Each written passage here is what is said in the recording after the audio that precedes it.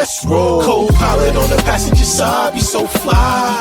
Yeah, she so lit, we so high. Just me and my chick, yeah. Just me and my chick, yeah. Co-pilot on the passenger side, be so fly. Yeah, she so lit, we so high. Just me and my chick, yeah. Just me and my chick, yeah. She give me a bit of her love. Yo, what up, y'all? Welcome to another one, man. It's your boy, Rod One, and this is Spark-N-Conversation special segment called Convo Corner, and this is where I tell y'all, I talk to all the people that push the boundaries of what people said that you could be and who you could be. You know, so often we get told that who we are, a lot of us don't get a chance to explore that and discover that. We got people that's ahead of us or older than us or our parents who always try to guide us and mold us the best way they think that we should be. But very seldom there's those of us who have the gift that we was given and we were able to use that gift that we was given and allow it to push us into a purpose in our life and not just treat it as something like a hobby or this, that, and the third. We know that in this day and age, though, it's really hard for people to just be themselves. And whenever you get into the bag of just being yourself, you know, you got a whole lot of things that come along with it. You're going to lose a lot of people, but you're going to gain a lot of people at the same time. You just got to remember the people that you lose are people who just not supposed to be there. It's not necessarily that, you know, it's always your fault or even their fault. It's just that whatever needs to happen in order for you to go where you need to go, because everybody's not meant to go with you to whatever your next level is, right? But for those of us that believe in the gift that we was given, right? That one thing that people always tell you that it ain't going to be nothing. That ain't what it is. You got to be doctor, lawyer, all these things that put you in the service of other people and never in the service of the gift that you was given. We didn't ask for this, right? So to be able to do something that you were given to do that you didn't ask for and then allow that to mold your life and even use it as a means to be able to take care of yourself, yo, you can't beat that. And I love to have those conversations with those people. And on Convo Corner, that's what we do. We know a lot of people like to look at them as celebrities and all that other stuff, but everybody I've had on here so far, they don't identify in that particular manner. They understand what comes with what they do, but that's not how they identify. And that's why I love that, because they tell y'all their story and hopefully they'll motivate you, for those of you who took so much time to put other people before you. Right? So this is what we're going to do. I'm going to bring my co-host up here in a second because, like I said, on Convo Corner, she's the responsibility of how we get these people in because, look, you know, I'm me. Look, I'm just using the thing that God gave me as well, too. They say, listen, you don't chase nothing, you attract everything. So in this world, that's what we on, right? So, but I got to give it up to the person that makes this possible. So, Gloria, what up? What's up, Ron? How are you? I'm good. How are you? I'm doing wonderful. All right. And yeah, listen, so our special guest we got coming on today, I remember you was telling me that you met her recently while you were out in the beautiful West Coast out there, which we call sunny LA, right? And, you know, I looked her up and man, yikes. I mean, she's done everything in music and acting. Like, it's amazing, yo. So tell the people real quick before we bring her up how you was lucky enough to meet this young lady.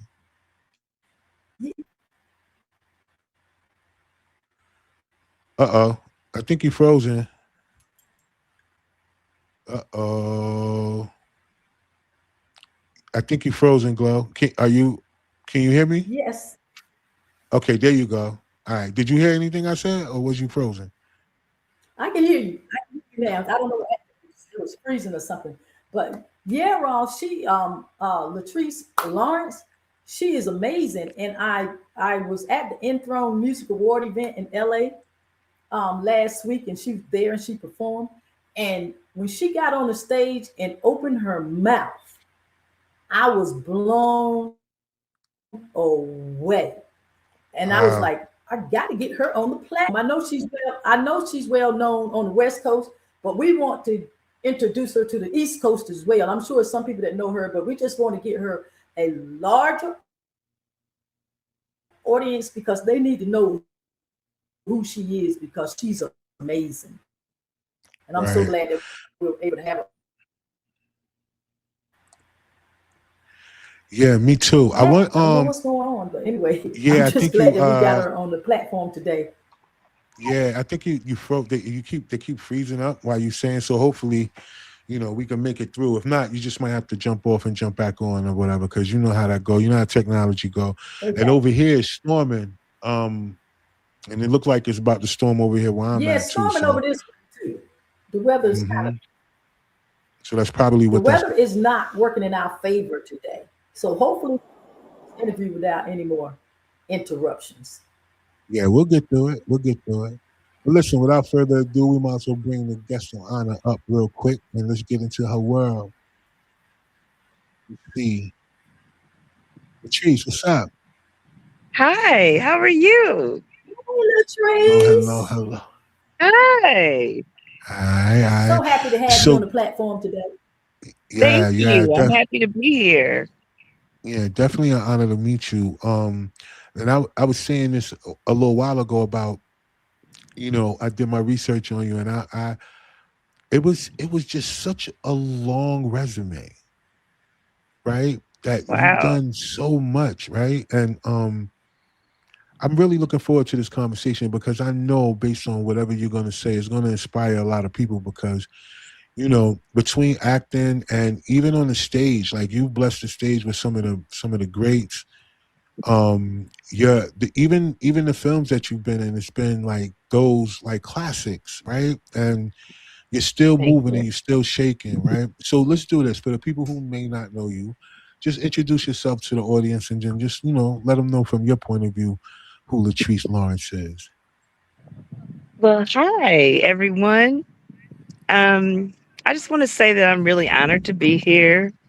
And sometimes, I've done some things, and sometimes it's out of my mind because I'm just there to sing. I'm just God's vessel, and so you know I forget that I've been involved with so many things a lot of times because a lot of people, I've done this, I know this person, I know that person, but the real goal is touching people's hearts. And Mm, so I'm more of a humanitarian in my heart than anything, you know, and a child of God first and foremost. But I've done some things. I've been involved with some orchestras.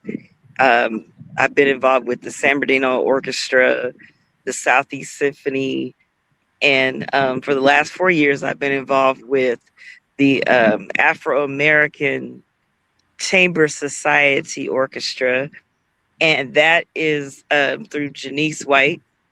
And it's been a pleasure, and it's just been great. And the thing about it is, working with Vince Womack has been wonderful. He's like renowned, you know, Oscar winning, and so it's great because I get to do what I love. I sing classical, gospel, jazz, R&B, soul, blues, pop, right. even a little Yeah. bit of rock. I sing different things, but I have to say I love gospel and classical and old school love music more than anything. That's like where Yeah. my heart is. That's where my heart is. But I really love this journey because I'm allowing God to lead me. Because before, when I was younger, I kind of was trying to just do all this stuff. And, when you don't have the knowledge, I think as you get older, you get more wisdom. I know you Right. do Exactly. Yeah. because, I was headed so many different places so fast. And a lot of these deals that they throw at you are just crazy because Right. they want to take all your money and royalties up Mhm. front.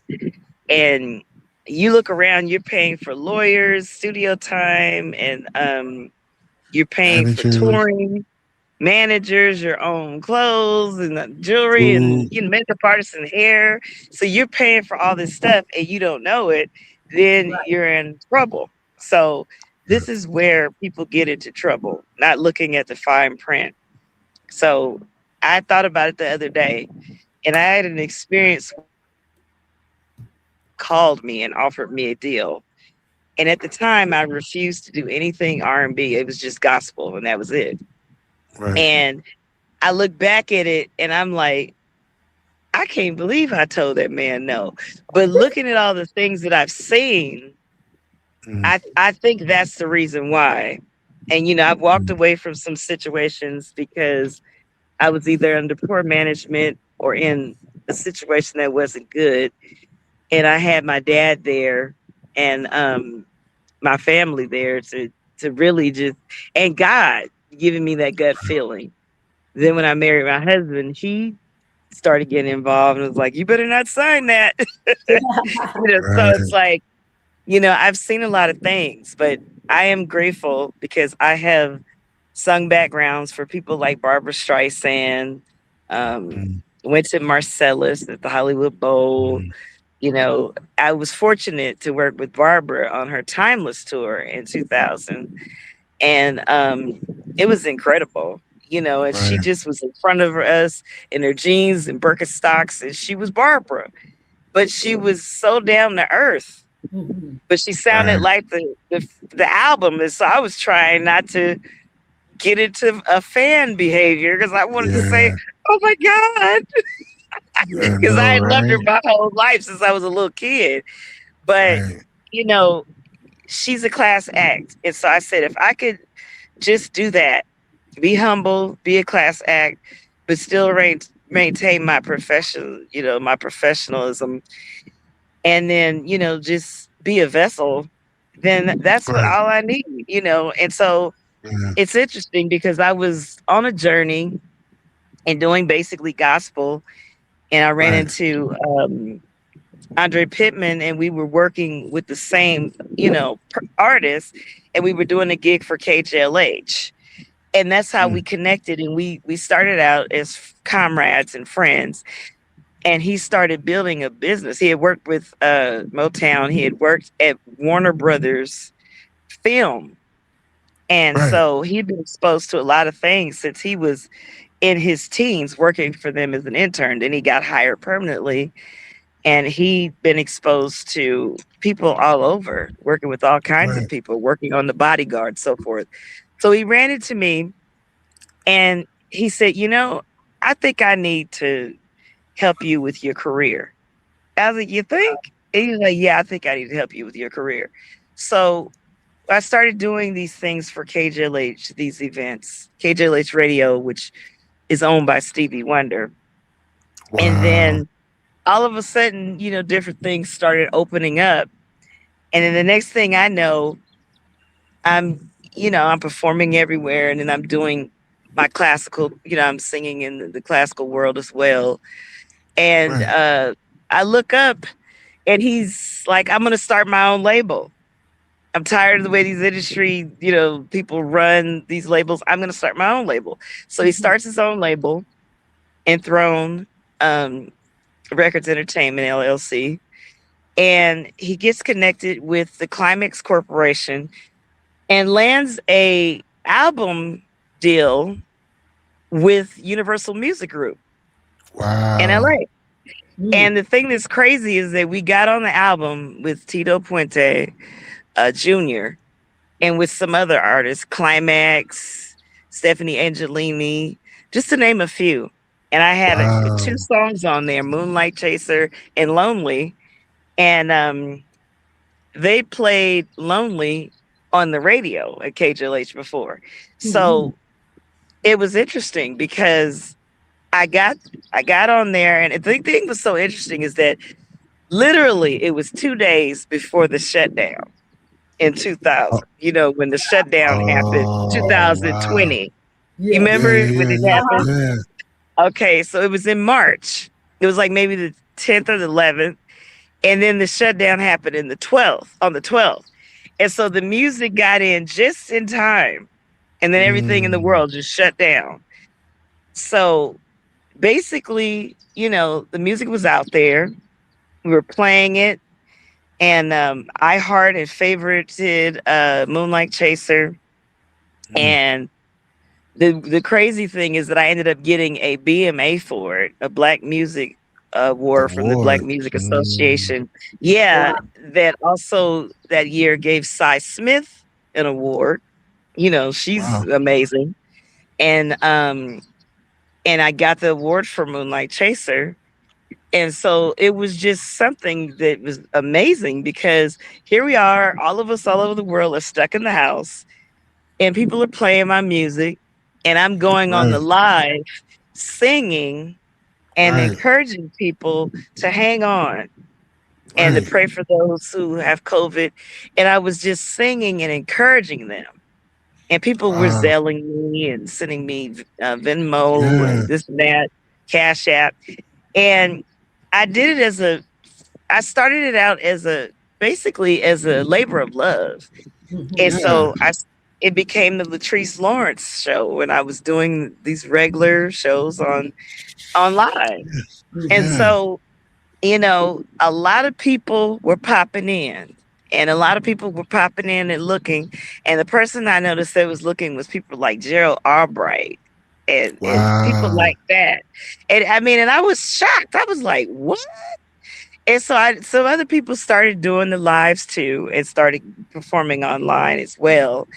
And, you know, and the thing was, that was the thing that we all started doing. We were doing podcasts and this and that, performing. And then I was recording in recording studios, sending my stuff from my house to the professional studio, having it mixed down and being a part of different projects and so forth. So, Right.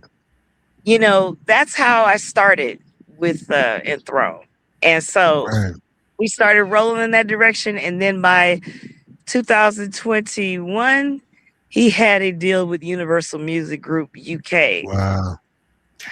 singularly by himself. And so it's been a labor of love, but it's been amazing because the people Right. in the UK and the people in Louisiana and different people have been rocking to my music. Mm-hmm. But my goal is to have the whole world rocking to my music Yes. every day. Right. So Yeah. that's what I'm striving to do now. And so I'm Yeah. working on something, and it's a surprise, but it's a film. It's aside from the TV show, Elisa and Mahogany, that I'm working on in the South, Right. North Carolina, and the other biopic, which is Irma Franklin, about her life and being the big sister of Aretha Franklin. Aretha Franklin.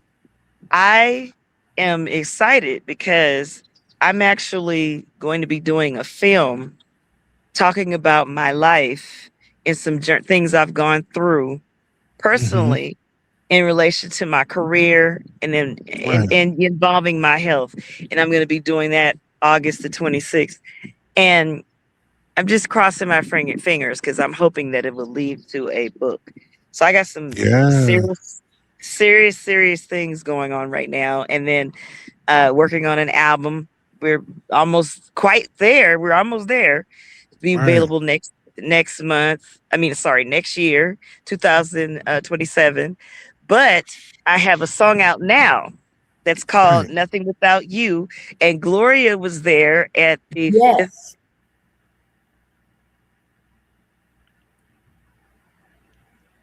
Lost the sound. Yes, Uh-oh. I was there and heard her perform her new single, and it blew me away. You live. Thank you. Yeah, And I it mean, blew she me was such a away. sweetheart. She's such You a have sweetheart. a voice. You have a voice when you open your mouth. It's like a whole orchestra comes out of it. Oh, that is so She sweet. has such a powerful voice, and it was an honor to meet you in person as well because she has just the sweetest personality that you Thank can you. get anyone. And I wished a lot of celebrities had that kind of personality, but unfortunately Oh, they don't. you and me both. I wish that people had that same thing going on too. But nowadays, when you talk to different people, they have a lot of ego. But I've been through some things in my life where, I've been humbled because there's some things that's happened in my life. I almost died from an Right. illness when I was 21. And so that really got my attention. And the thing is, I had like Sony and, Warner Brothers Music and so many different record companies that were trying to sign me. And I had to Mm-hmm. think then, I'm fighting for my life. So I have to really make the right choices about the people that are around me Right. and the agreements I get in. And some of these people were not trying to, sign me, especially when they found out what was going on. Mm-hmm. Right. And sometimes, when you have autoimmune illnesses, they're unpredictable and you don't know what's going to happen. And Right. so when I went into remission, God had been listening to my prayer because I felt like my 20s and my 30s that I just had no control over my life at all. Right. But Right. I prayed and I had two parents that were ministers. So they stayed in agreement with me. We stayed on our knees and believed God. And I went into complete remission when I was 38. And Wow. I got a second chance. So Yeah. ever since then, I've been singing everywhere I could and telling people about what happened to me, and that you have to believe God in order to get through this journey called life. Yeah. And that if you Yeah. do believe in God, that anything is possible, and that you could do things that you've dreamed of doing. Now you might have to go a different route, but Yeah. you can do them, if it's in God's Yeah. will for you to do it. So Yeah. I am just grateful at every day that I get up and I get to breathe fresh air and I get to be a part of the world, because I almost didn't have that choice. And there's several people that I knew that I was friends with that was Right. also battling the illness that are not here today. And Right. there's a young lady I know now, and we're very, very, very close. And I, I had the thing about it is, I really pray for her daily because she has the same illness. And the thing Yeah. is, she's out on the street, and nobody knows where she is. Wow. And she's Wow. out there, and she's, Yeah. out there, and she's could die. And the thing is, I always Yeah. pray for her because she's a good friend of mine. And I just I can empathize with her because sometimes having an illness in this world, is difficult because there are days you want to give up. But Yeah. being that I have been given a responsibility and Right. I've been given a gift, there's a responsibility that comes with gifts.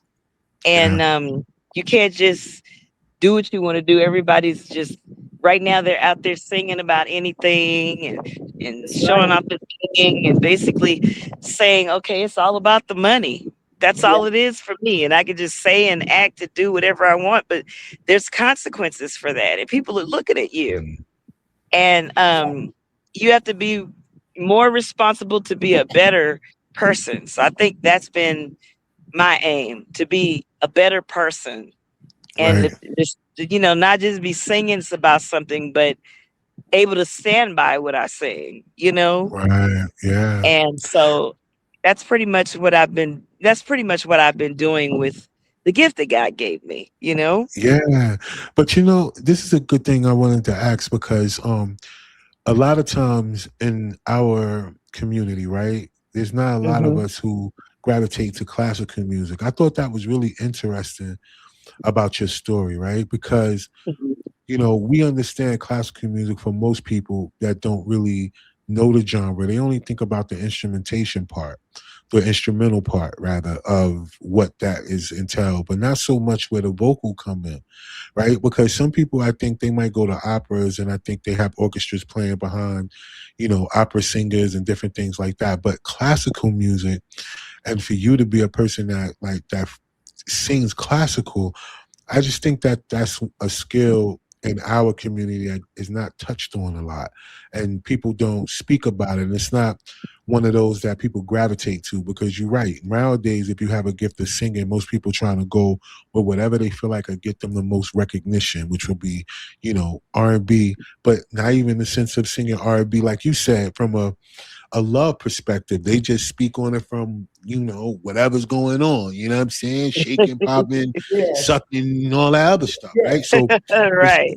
whatever it can just to get on and to be, to be popular, but not in the sense of using your gift as an instrument, right? Because to be able to sing classical, you pretty much are a extension of the instruments, which that's just my interpretation. What would you say about that? Because I think most people should, really understand the art of classical music being an option for those that do got great vocal ability. Well, I think that for me, classical gives me peace. And classical music instrumentation, that's just basically instrumental. Um, but singing classical, especially in different languages, and songs that are about love and about life, because operas are based on life stories, Right. and things that happen every day to people.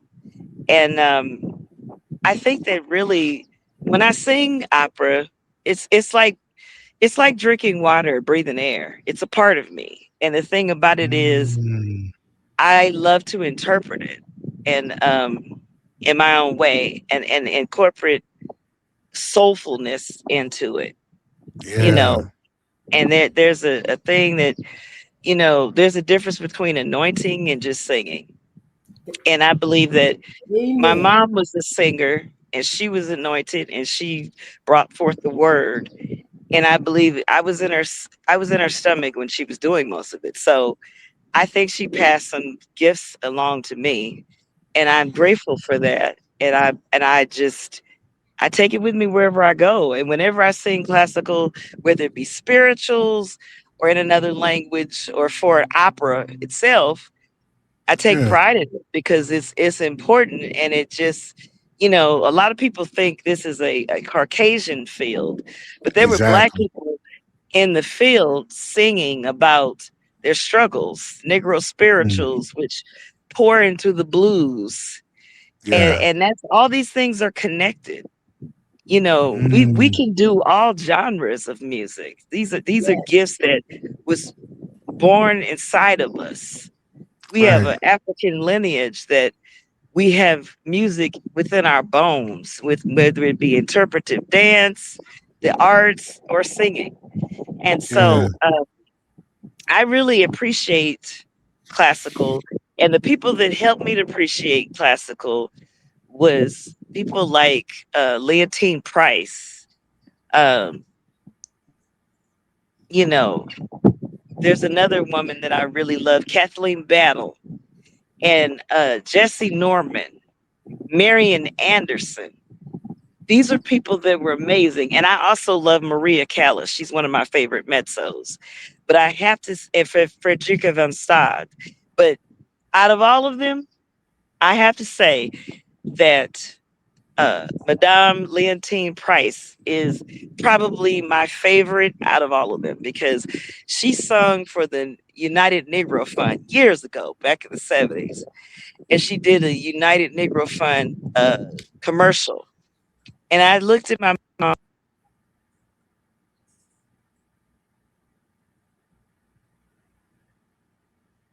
Uh-oh. Yeah, I think her No, signal froze again. Yeah, your audio. Okay, there you go. you Go lost ahead. signal. Yeah, you lost Sorry about signal. that. That's You okay. okay? Sorry about that.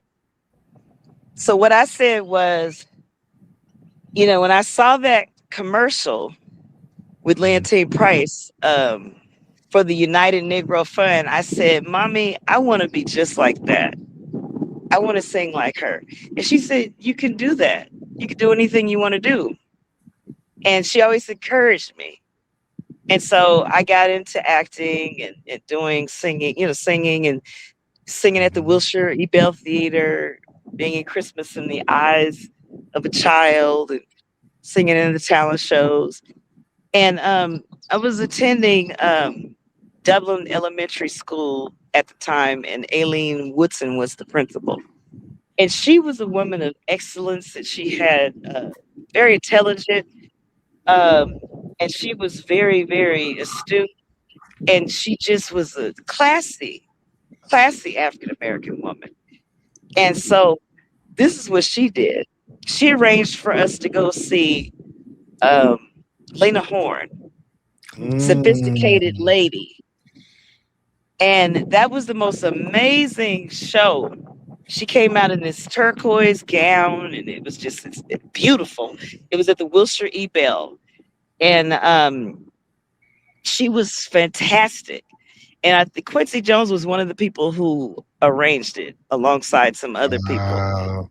And we went backstage, and I got to meet her. And I had to be Mm. 10 years old. And she said, "What do you want to be when you grow up?" I said, "I want to be a singer." And she said, "What do you want to sing?" I said, "I want to sing gospel, R&B, pop." I said, "What else did I say?" I said, "I wanted to sing country, rock, jazz, blues, classical." And she said, "Whoa, wait a minute, hold on now." And she said, and she chuckled because she had a Southern kind of twang, even though she was Yeah. real proper and, a lady. She said, Mhm. "Latrice, you can do anything you want, baby." Mhm. And I carried that with me forever when that lady said that to me. Because to me, she was like a living doll. And I I didn't know, right? realize who she Yeah. really was until I grew up. I was like, that was Lena Horne. I was Mm. like, Mm. wow. And when I saw the Wiz and, again, when I was older, I said, oh my gosh. That's I just her, couldn't believe right? it. And I still have the book from when I went to that event. Mm. I Wow. have it in my keepsakes. And I said, thank God that I went to a school like that, because they had the whole cast of Roots that came to talk to the kids, and they had Wow. Jesse Jackson. He came up there and was speaking to us, and he was like, "Repeat after me. My mind is like a pearl, and you can do anything in the world." And I was just like, Wow. "How cool is Wow. that?" And so after my experience at Dublin, when I graduated in the 6th grade, my parents put me in parochial school, in Catholic school, from the 7th grade all the way through high school, and then I went to a Catholic college. But I thank Right. God for my roots as a kid, going to Dublin Elementary and having people that look like me to come speak to me about doing anything you can in the world to make it better, and and Yeah. and living your dream if that's what you wanted to do. It wasn't this thing of, oh, you're black, so you got to be careful. All you can do is be a all you Basketball could do player is, or be a football, yeah. basketball player, or cleaning up stadiums and cleaning up bathrooms. It wasn't that type of thing. It was, you could do anything in the world, if you put your mind and your heart to it, and you work for it. So Right. that's the way I was brought up. And my mom and dad both worked for the government. And so, I was brought up that way, to see Black excellence, and in a middle class home with both my parents, and home cooked meal every day. And so I thank God for that, and that they were ministers, Yeah. and that we had a good childhood, and that, my parents were trying to turn me into Beyonce. And, I remember my mom at first was trying to be a mommy manager. And I said, Mom, I just want to be a kid. I had to be all of 8 or 9. I Uh-huh. said, I just want to be a kid. I don't want a singing career like that. I said, can I wait until I turn 18 to try this? She said, Right. okay, okay. And so then the funny thing, I said that, but then when RCA came to my house and my dad told the guy to kick rocks when I was 16, I cried and screamed, and you trying to ruin my life and all this. Right. Right. But But yeah. But my parents knew that something was inside of me that was special, and I couldn't just get with anybody and just dress trashy and not represent myself the correct way as an Yeah. artist. So they saw that in me. Well, that's as an good, y'all. artist, as an artist, and as a woman. Because when I look at the the young ladies nowadays, they don't have a clue of what being a lady is like at all. Oh, oh no. Oh They, no, they don't. I mean, when I see all this, and I mean, I was young too. Mhm. And I had my little push-up bras and I was cutting up a little bit myself. But I have to say I didn't wear booty shorts and all that. I knew how far to go because I knew I would get it if I, Exactly. because I had That's my four point. brothers and my parents were having it. But we all have been young and have tried to be young, and I understand that. But all this twerking and opening your legs up on the stage and acting the fool, that's a bit much, and we just have to learn to represent ourselves in a classy way. Yeah. Janet Right. Jackson has been provocative, Yes. but I appreciate what she's brought to the table as an entertainer. She's not so much of a singer, but she's more of an entertainer. Yes. And she Yeah. has brought excellence and reinvented herself in so many ways that Right. it's been incredible, because Yeah. even Aaliyah as well. She was good as well. And there's some other people. Gladys Knight and Patti LaBelle are iconic because they've always been classy. And They've been Diana Yeah. classy Ross since too. the Diana beginning. Ross always been classy. Yeah. Well, yes, to a point. I'm not going to go into that. Her But look, yeah, her look always her came. look was always classy. Yeah, her look Yes. was always classy. Oh yeah, she always came with it, with the outfits and everything. Just gorgeous, absolutely gorgeous. I mean, Even the Yeah. guys and that's back in the day, that's that's what. Temptations and all of those, performers back in the day when they came out. Oh Those yeah, and those guys, then it made a lot of us want to be fashionable. It made yes, a lot of us want to be fashionable, and a lot of us want to, have pride in our look.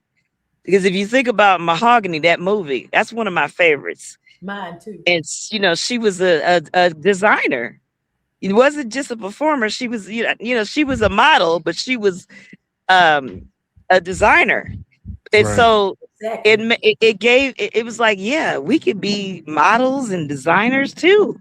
So it's opened the doors for so many people like Naomi Campbell and, you know, Eva Pickford and all this. So they definitely were the pioneers. I have to Yeah. say they Yeah. were, You know, especially Jennifer Holliday and people like that too. you know what? That's what Yeah. I found so amazing about the Enthroned Awards was that they had a lot of the people that was the pioneers of Motown that was there, Yes, stuff like that. People that we climbed the backs on Motown and stuff like that, and right. Hmm. it was just so amazing just to see Yeah, that and the they, to honeycomb, me, they the sound just real like legends. the honeycomb sound just like the album. Yes, Wow. That And I was think, incredible. and yes, that's why I think that difference between the singers back then versus what talent is now, because like you said, there are people who got by being a great entertainer. They can carry a note, but they wasn't like anointed, right? Because like you said, there's a difference between being anointed and a difference to be able to sing.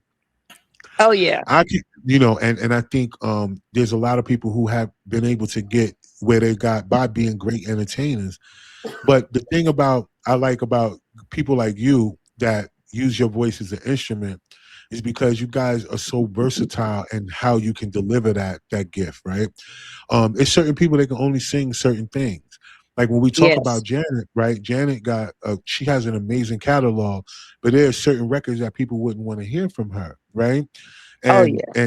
and not just that, but then there's people who like Beyonce. She has an amazing catalog too, but she can really Mhm. sing, right? Outside of whatever her songs are.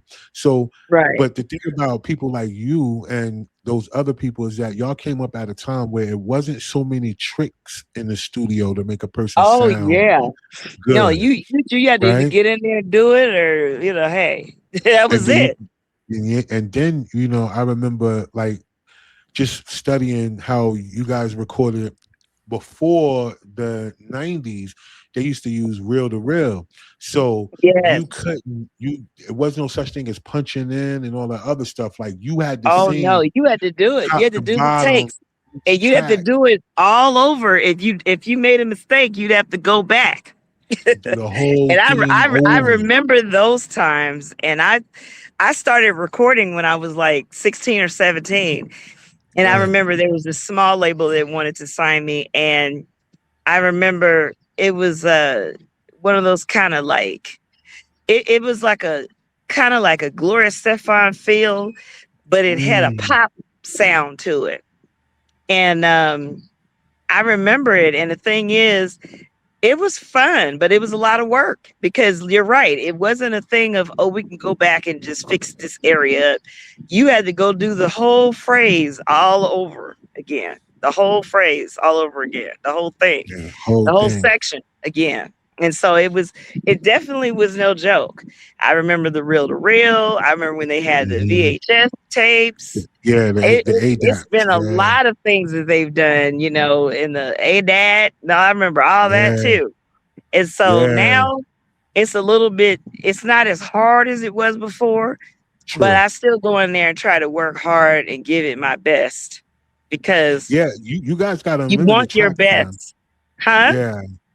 No, I was saying now it's unlimited tracks, so to speak. It's how you Oh, can yeah. layer and lay everything. Hmm. You know, a lot of these songs, I don't think a lot of people give these people the credit. Like even when it was groups, if they were really only working with somewhere around 8 to 16 tracks back then, right? Oh, So yeah. a lot of the groups had to sing at the same time. Like they had to Hmm. harmonize and sing and do all these things on one track because the Oh, music had yeah. to be I mean, on it certain wasn't tracks. 30 Yeah. tracks and 40 and 50. Nah, You had yeah, only a limited amount of tracks, and you'd have to get the harmonies right there and then.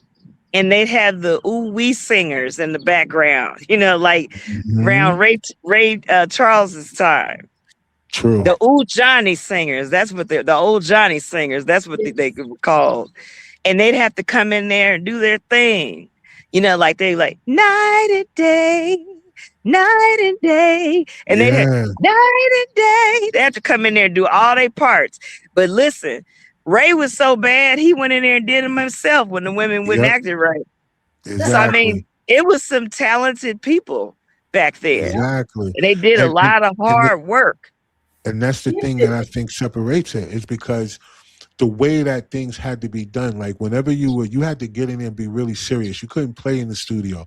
You had to No, get in there and get to it because, whereas now we could do 4 or 5 songs a day, if not more, they was working on that one song all day. So exactly. every day they were in the studio. It Every wasn't day like counted. Every every day, every single. moment of the day counted.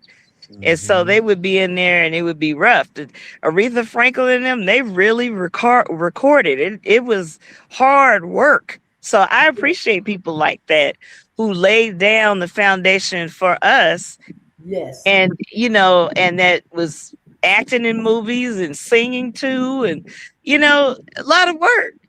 yes, People, they talked about Whitney and made all these harsh criticisms, but that woman was Right. under a lot of pressure, a Yes, yes, she lot of was. pressure to be somebody that she wasn't. And Yes. that's difficult when you got to be somebody that's not even who you are. No. Secondly, so you're living and you're unhappy doing that. You're in the studio every 5 minutes. You're doing music videos every 5 minutes, and then you're doing movies, and then you have to have this pristine good girl Image. vibe, Yeah. and that's not who you really are. I yep, mean, I'm not saying she was bad, but she was just a normal girl from Newark, from the block. yes, Yeah. And I'm like, Fact. if they would have just let her be herself, she might be Hmm. alive. yes, That's True. why a lot of people get hooked on drugs and alcohol because they have to live a life that's a lie, or they have to be unhappy or put up with Yeah. foolishness. And yes, so that's why a lot of people in this industry has turned to drugs and alcohol and eating and different things because they've always had so much pressure on them. And I think that if people, I mean, you got to be forceful sometime with people to stay on task, but to a point. not to the point where you make people miserable, you Right. know. Yeah.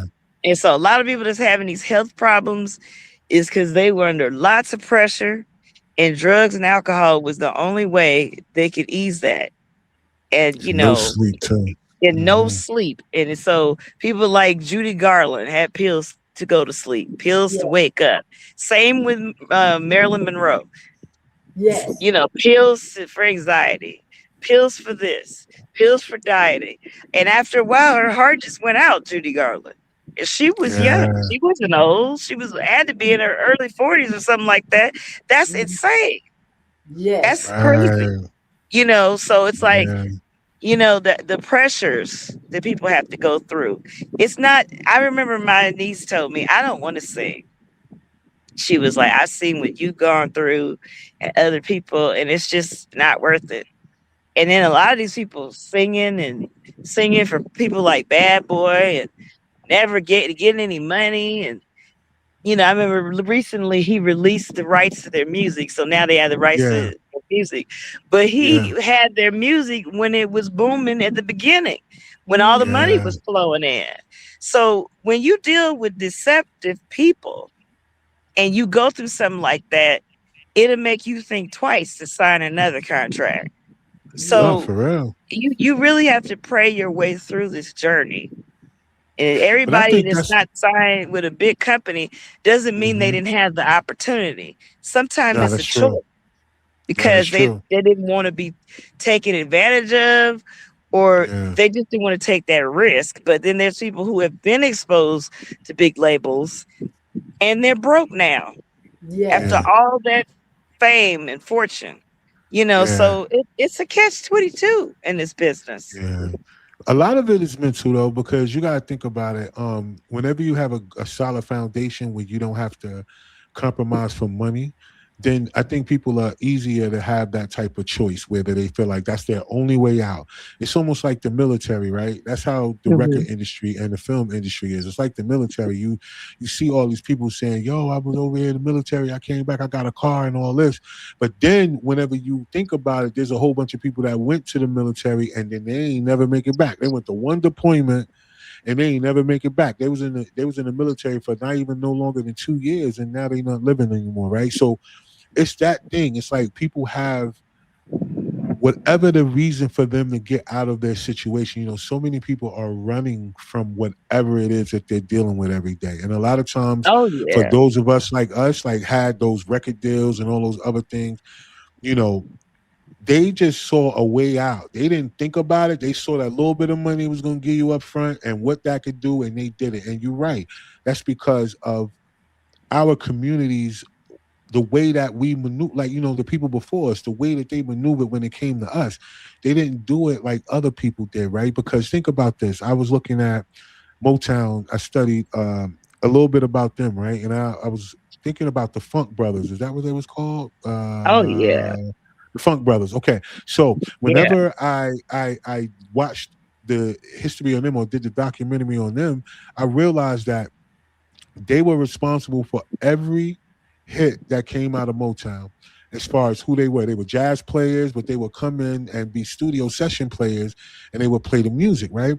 But they also made up the music as well too, right? They didn't just play Yeah. music that was given to them. They made up a lot of these records. So a lot of these songs that people hear from the greats, Temptations, Four Tops, Diana Ross, a lot of these people, even the Jackson 5, these people were in there playing these records. But they never reaped the benefit of being those guys that did that, right? They would go into Right. different places and hear the music on around them, but them themselves, nobody knew, didn't care about them, didn't believe them half of the time. And a lot of these brothers Mhm. died without even having that people know, like, yo, the biggest records that y'all love from these people, it was them that made sure that you got that vibe. Not they wasn't singing, right? But it's the vibe of the record that comes from the music. That's why it Yeah. was so important. And I noticed that when it comes down to a lot of people in the record industry, it's like that's a place where you sign up to get taken advantage of. And almost like, what do Mhm. you do with the opportunity? Because, they get the money and then boom. And now because they've been broke, they don't even think about the fact of how this is an opportunity, or you could buy your masters, or you could buy out of your contract. None of that. They think about none of that. It's just whatever's right in front of them. So I'm glad you had the people around you that helped you to be able to not have to jump out that window like that as many times. Because like you said, you've been through some things too. But at the same time, like you said, you're not around here chasing down your publishing, or not around here, like you said, being on Bad Boy and then not getting no royalties at all, right? And so, but I Right. think this is the biggest thing. Before we go, I think people need to know you said a lot about what you got going on now. So and you're doing some filming and stuff like that. Like you said, in North Carolina, you got some biopics and stuff. But this is what I want you to, before we go, this is what I want you to do with the people. Let's talk a little bit about your faith, right? Because as a woman in this business, I'm sure you had a whole lot of obstacles you had to overcome being in a male dominated business. I know they don't Oh really yeah. talk about that perspective, right? Sexism, a lot of the ways that you ladies get treated just based on the fact that y'all had boobs and butt, right? Mhm. So I Yeah. just want you to we'll talk a little bit about that, because the ladies that are thinking about using their gift, just to understand what that means to be, a woman in a business that that no matter what the genre music is, you're gonna be sexualized. Because I've had gospel artists on, and they go through the same thing that the R&B and the rap girls go through. It's no different, right? It's just what you're singing, right? Yeah. So would you, mind telling a little people a bit of, about your faith and what that means to stay true to yourself?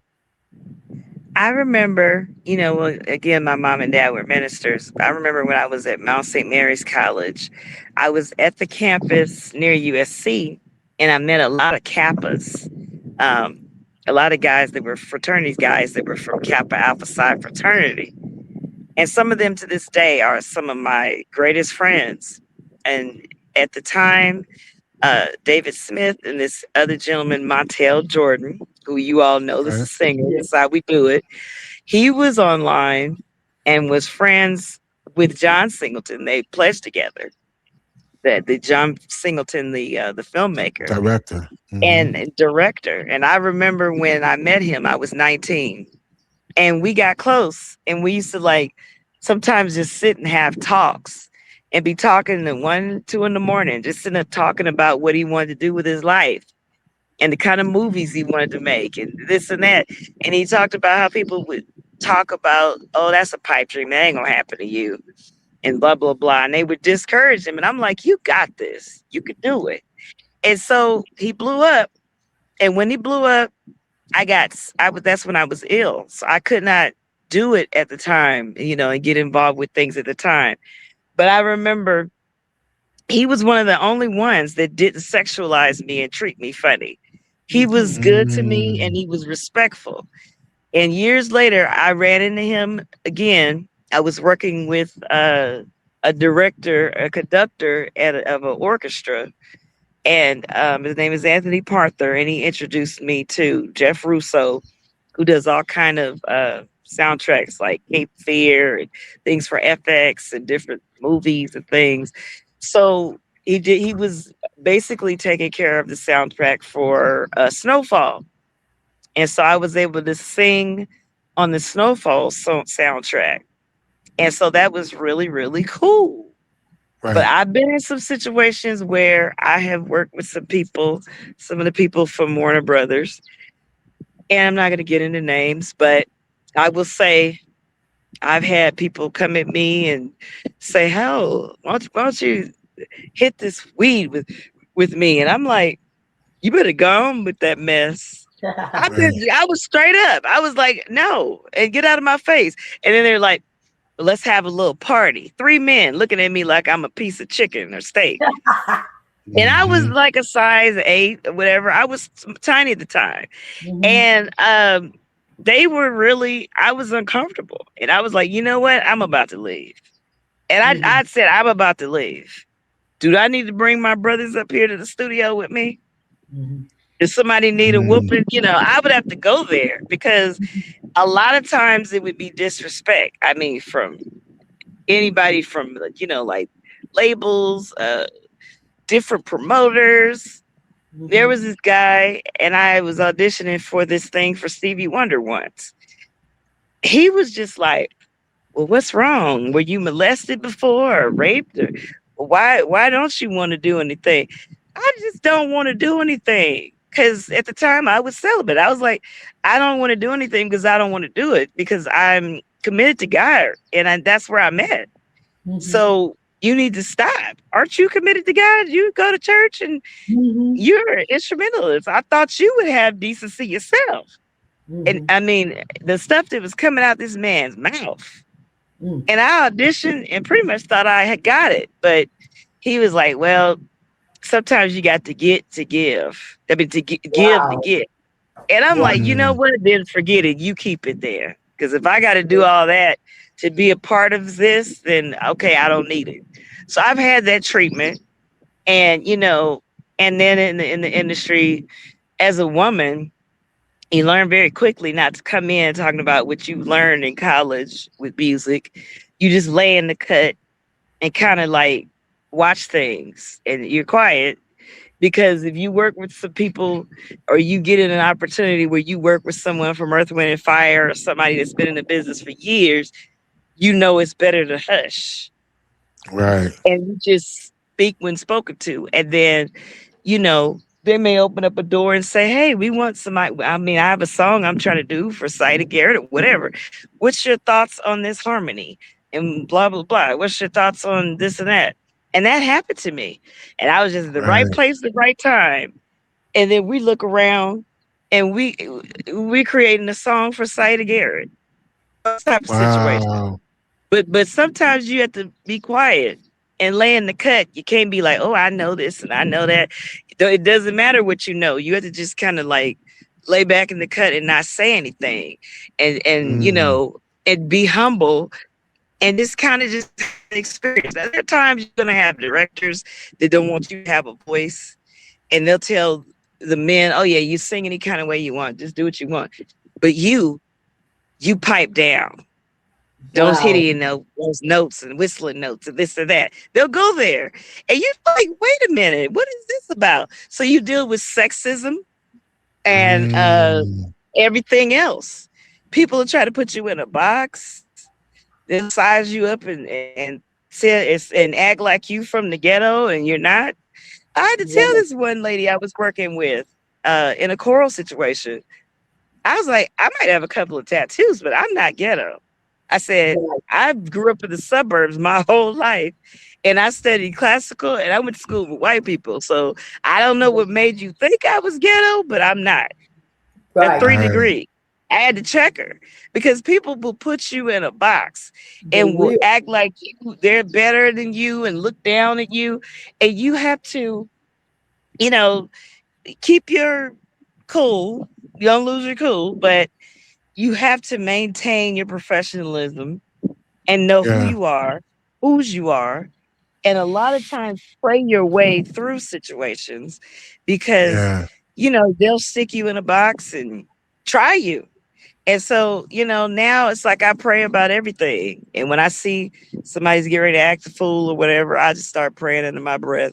Because you know when the devil sends people, it's going to always be somebody crazy. At a label, in a choir situation, in a choral group, in an orchestra, in any situation, it's gonna always be someone that is kooky, quirky, or that doesn't act right. It's gonna be somebody that's like that. And you have to, you know, remove yourself from that situation when you get in those types of situations. But my faith is the thing that's kept me through it all, because I have had so many disappointments from people that I thought were going to help me, that were big wigs in the industry, and that, you know, even people I've been related to, and I've had to learn you got to do this thing for yourself, by yourself, and you have to basically depend on God. You can't depend on other people. And so I basically have learned that, and I thank God for him being in my corner. And You just have to hold on to God. And if Yes, people tell you no, they tell you you're too big, you're too old, you're this, you're that. You knock down the doors yourself and make exactly. it happen. You There you can't wait go. for people. You have to do it yourself. And if you don't want it Mm, more than you have to want it more than anyone else. And if you don't right. want it more than anyone else, no one else is going to want it for you. So that's what I Exactly. had to learn in this business, because these people they'll embarrass you, talk about you, try to Yes. make you look bad in front of other people and everything else. But you have to be true to who you really are. That's what you have to do. Yes. Yeah. And And I I had to learn to be okay with people trying to embarrass me. Just Yeah. walk in my gift and not worry about it. I have yeah. had people ask me before, do I get intimidated when I'm talking to meeting and talking to celebrities? I said, no, Right. I'm not intimidated by somebody because they have money. You know, they have more Yeah. money than me or whatever, or whoever they're supposed to be. I said, no, I'm never intimidated because if they No, don't you're own, authentic. You're authentic. That's what you are. When I yeah, met you, I knew you were authentic. And people like that, it's a pleasure to meet people who are authentic. You can yeah, see that right up front. You yeah, know? because I'm like, if they don't own heaven or hell, they're not rich enough. For me, Yeah. if you don't That have a heaven part. or 'Cause hell to put me in, you don't have enough money. So why should I God, be God is the intimidated one by that we should fear, and we should have all not man, that's for sure. Because Yeah. I've seen Stevie Wonder and everybody else, and he's a man just like anybody else is. And the exactly? thing is that's what we have to not get caught up in. Um, People put him on a pedestal, and because they're celebrity. One thing about it is, if you're a celebrity, I will treat you like you a person. I know Michael Collier. I've been on this show 12 times, Yes. and we're Yeah. friends. We got each other's personal phone numbers. And when I see him, I don't sit up and fall out on the ground. I treat him just like I do anybody else. He's my big brother, and I respect him, and he's done a lot in his career and in his life, Yeah. and he's a positive person. But you Right. got to treat people like they're people. Because if you treat them like Exactly. they're strange and they're weird, that's creepy.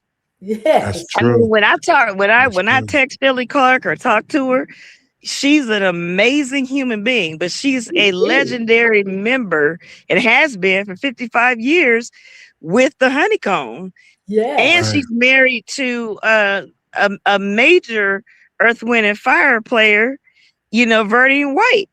But she's the most down Yeah. to earth person that you could She ever meet. is.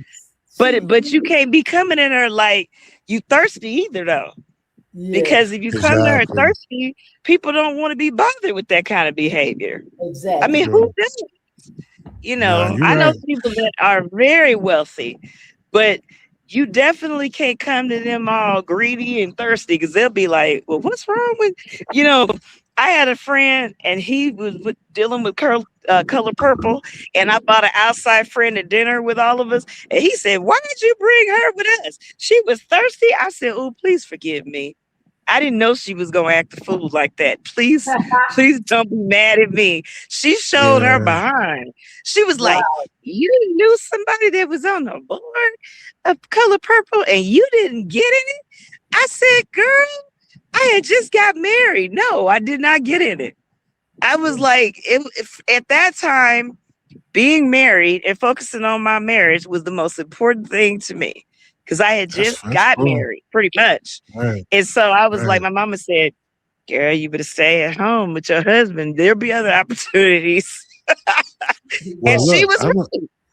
I'm gonna be honest with you, y'all. Yeah, everything that both of y'all said is really what I wanted to make sure that the message got across, because you Good. know, women do watch my platform. So I didn't want it to go Excellent. where they did not get that particular portion. Because look, y'all, we know from both of y'all, like y'all been through a lot of things dealing with men, right? And Oh, yeah. me being a man, I'm not gonna, overlook the fact that I don't know, right? Because I know. Right. Because there's a lot of different things that, conversations that you have with different women, and they'll tell you about things that they've gone through, and especially on this platform here that I have, and you start to empathize, right? Because a lot of times some of them Oh put yeah. themselves in that situation. It's just that they wasn't looking for all of that.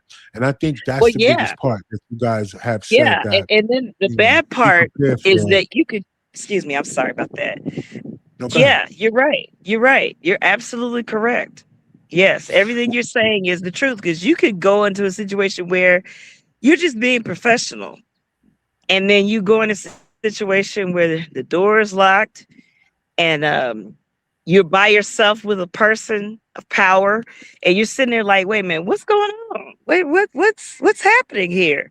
I've been in those Mm-hmm. type of situations before, and you're sitting there like, are you serious right now? You really getting ready to Mm-hmm. act a fool like this? I have Yeah. been in those situations, and been in situations with women who were crazy Yeah. like Yeah. that. And I'm Yeah. like, okay, what are we doing? Yeah. What is wrong with you? It's And I like mean, there that. are people that are out of their complete rabbit mind, that have Mm-hmm. no respect for you. They have no respect for your family, your husband, nothing. And you have to Yeah. keep yourself together, because you don't want to go to jail, because you have Right. too Facts. much to lose to Right. do, That's a, that's right. especially if there's a career at stake. So Yeah. I've And learned that. I've learned those yeah. lessons. And I think that's the biggest thing. So what I want all of y'all that's watching to do, and those of y'all guys that's gonna watch the playback, I want y'all to look up Latrice Lawrence, and I want y'all to figure out, find a little bit more about what she's got going on. Go ahead and support a lot of things that's out now. She has music out now. I want y'all to make sure y'all go stream it, download it, whatever y'all gotta do. And also she's on social media, so if you guys want to reach out to her, let her know you saw her on the platform, or if you just want to get more of an insight, because like, as you can tell, she's been through a lot, and in those things, I know it's a lot of singers that are listening right now or will listen, and I want y'all guys to be inspired, but I also want you to be encouraged to be okay with saying no. Your life may be desperate, or you may be in desperate times, but it doesn't mean you're not being tested in those times. Remember, Right. you're still gonna get tested, even in the times where you feel like you deserve an outcome or a breakthrough. That breakthrough is still gonna come with a certain type of test. Be willing to not just desperately take anything because you're in a desperate situation. Remember, if you've been through Yes. something before, you'll get through it, right? So all of y'all, please Exactly. pay attention. Do not forget, and keep pushing. All right, y'all. So look, ladies, y'all know the Yes. vibes. Don't go nowhere, because I'm gonna play the outro. We're gonna talk a little bit offline. But to all the rest of y'all, man, this is Convo Corner, and y'all know what we do. Each and every time y'all see us, know that whoever we bring on, they got value. And you cannot say that today's conversation wasn't of value. So to all of y'all, we'll see y'all next time. I'm your boy Ra1, that's Gloria, and this Latrice, and we're gonna say peace. Let's roll. Co-pilot on the passenger side, be so fly. She so lit, we so high. Just me and my chick, yeah. Just me and my chick, yeah. Co-pilot on the passenger side, be so fly.